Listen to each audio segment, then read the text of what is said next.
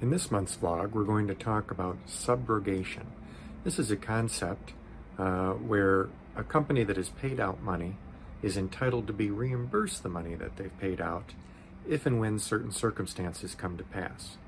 In personal injury claims, most people have PIP insurance, or personal injury protection, on their own automobile policy.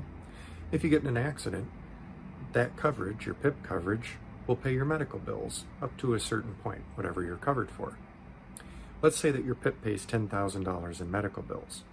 You then go and collect $10,000 representing those medical bills from the negligent driver that struck you, including more money on top of that for your general damages and pain, suffering, and inconvenience that you've been through.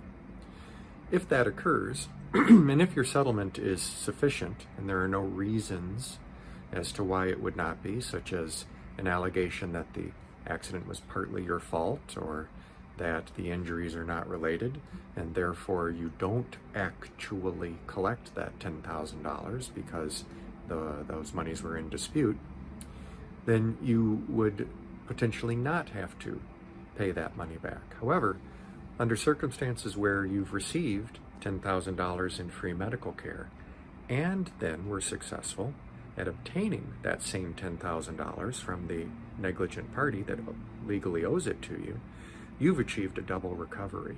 And there's a clause in your contract with your PIP that says under those circumstances you do have to repay the money.